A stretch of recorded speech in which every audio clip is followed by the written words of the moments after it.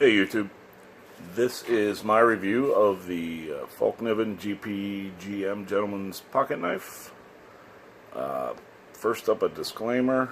As far as me being a knife reviewer, I am not a knife reviewer. I am a knife collector. That being said, I think I can throw my 2 cents in on this knife and possibly some other ones. I do get some different knives than are generally reviewed on YouTube, and I didn't see a whole lot on this, especially in English. And I had a couple requests to do a review on this knife. So to be fair, I'm looking at it more from a collector than a reviewer, but I will do my best, and bear with me. Anything I can do to improve or change up, put it in the comments below. But that being said, let's get to it. This is the Fallkniven GPgm Gentleman's Pocket Knife. It is a modern traditional, and what that term means to me is traditional styling with modern features, including blade material, usually blade material, and in this case, a more modern lock style. This is actually open construction.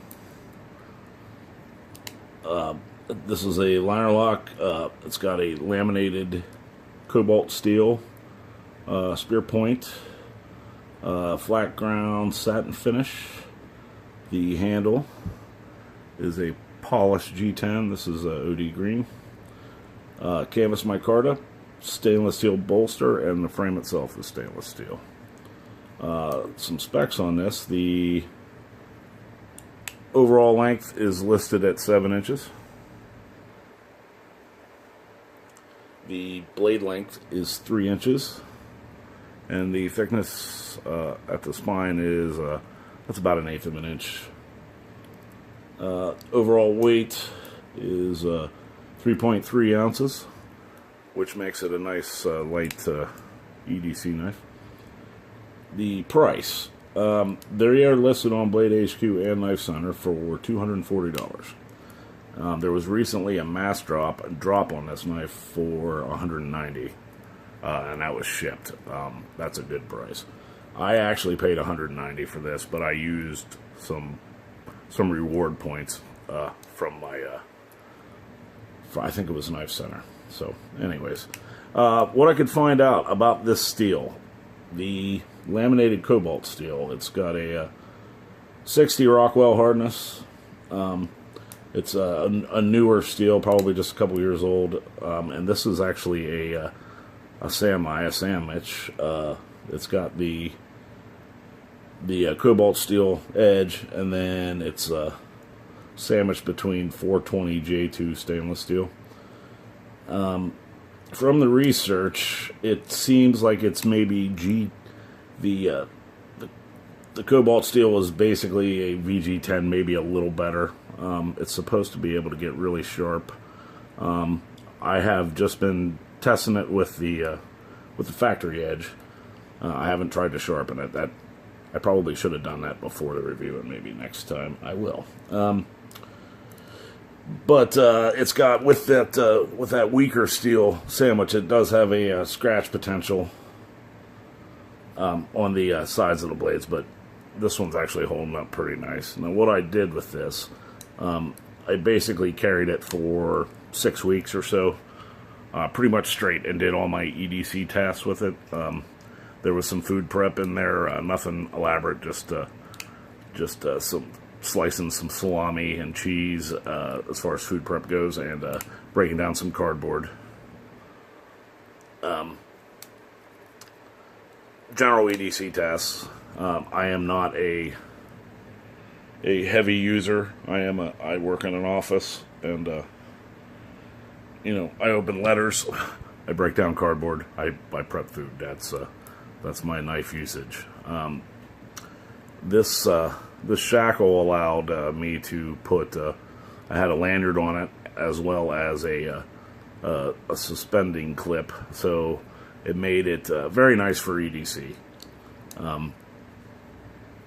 And with the lightweight made it great for that. Carrying this knife is great. That's one of its highlights, is its ease of carry. The fit and finish, pretty good. If you look at the material transition points, which is always a tell, pretty nice. The bolster's even, I don't know if this being a non-traditional knife, if you'd call that threaded. I would call it threaded. The G10 or the canvas here, the micarta, is very nice. It's an open construction. Blade centering has suffered some. I tried to adjust the pivot and the knife got too loose. There was too much blade wiggle when I had it perfectly centered, so I'm going to have to live with this being off center or have some blade rock with it, which is, to be honest, kind of disappointing. The locks, excellent, and you can actually open this with one hand, either by doing that or getting it started and giving it some wrist. So it is a one-handed, which is nice.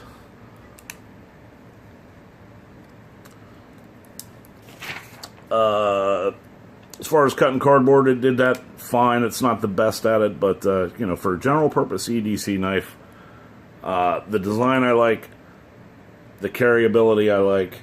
The thing I don't like about this knife is the cost, and I'm going to bring out some comparisons to illustrate my point.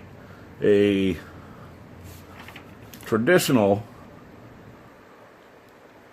similar traditional knife is this GEC number 72.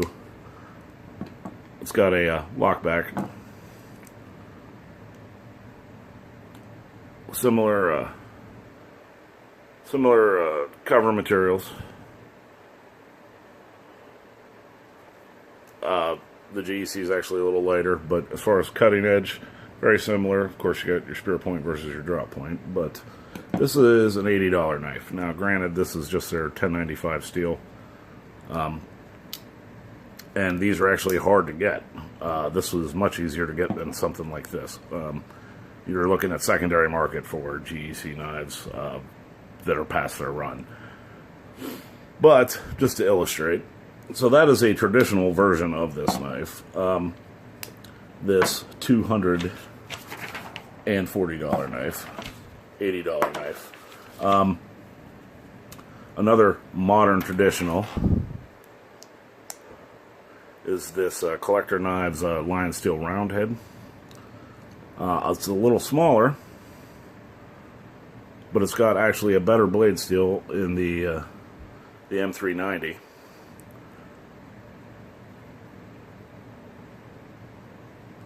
It's got titanium instead of stainless steel, and it's got carbon fiber, and very nice milling and fit and finish, and it's lightweight. It is a slip joint, and that makes all the difference to some people, but just this is more for cost comparison, value, so to speak. This is a $125 knife. Remember, $240, $125. I recently purchased a custom, J&E made custom slip joint from GP Knives. This is S35 VN blade steel, and this is a $150 knife. Titanium, carbon fiber, excellent fit and finish. Again, a nice lightweight slip joint knife. Half stop on this one, very nice. But again, comparison, $150 with S35, a laminated steel, stainless steel, all around. So, in other words, the summary of this is a, design-wise, a great general-purpose EDC knife. Nice and lightweight, ease of carry, looks good, not threatening. No sheeple are going to be afraid. It's well put together. It's not the most expensive feeling knife. but it is not worth even the discounted mass drop price of $190. This is at best $140, $150 knife. So that's my opinion. Take it for what it's worth. Thank you, YouTube. I appreciate all the support. We're getting close to 250 subscribers. I can't believe it. Thanks a lot, and I'll see you next time.